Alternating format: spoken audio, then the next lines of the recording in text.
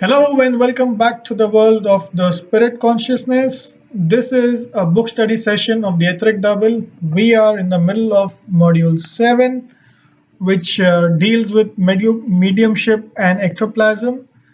This particular video deals with the use of rods to create sounds from part of work of W.J. Crawford, which forms part of chapter 24, dealing with ectoplasm.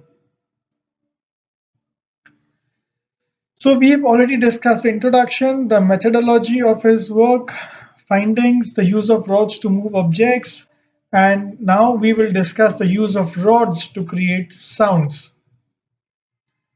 So this video is subdivided and how to produce sounds using ectoplasm rods, the impact of creating sounds on the medium, the impact of creating sounds on sitters. So producing sounds using ectoplasm rods. So sounds may be produced by rods by striking it against material objects. These sounds may range from the tiniest tap to those of heavy sledgehammer blow.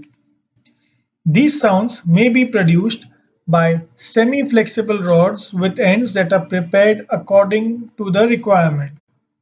Light sounds produced by two or more rods may be repeated rapidly, with operators seeming to have substantial control over the rods.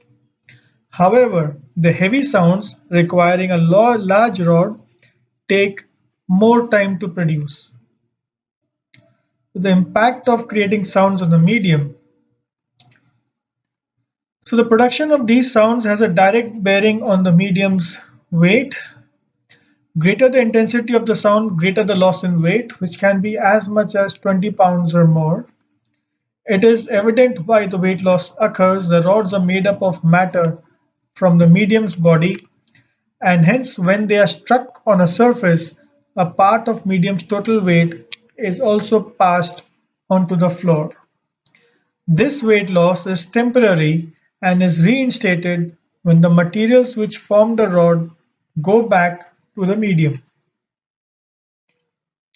So the impact of creating sounds on the medium, striking the rods on a surface has an automatic reaction on the medium, because of which he or she may move their feet a little. The reactions could be as if he or she is being struck or pushed behind.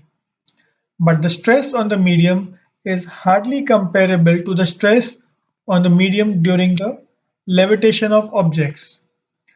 Crawford further reports that an entity who claimed to have been a medical man when alive spoke through the medium, who was put under a trance for this reason. This entity revealed that two kinds of substances are used to produce the tapping sounds. One of the substances is taken from the medium and sitters in relatively huge amounts, and after the seance is closed, almost all of it is returned to them. The other substance can only be drawn from the medium. So continuing on this subject, this substance is made up of important materials from the internal part of the medium's nerve cells. Hence, it can be drawn in only very small quantities to ensure that no injury is caused to the medium.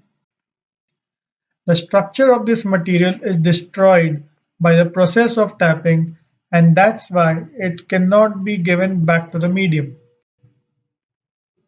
As yet, this revelation has not been proven or established in any way and has been stated here on an as is where is basis. The impact of creating sounds on sitters. Overall, producing taps places some stress on the sitters, as can be observed from the spasmodic jerks, which are sometimes very serious. These jerks go round the entire circle as in before levitation. Sometimes, seemingly, the phenomenon of extracting etheric matters from the sitters' bodies occurs in jerks, and hence it affects all of them together to a considerable extent. So now the next video would be the work of Baron von Schrenck-Notzing. Stay tuned.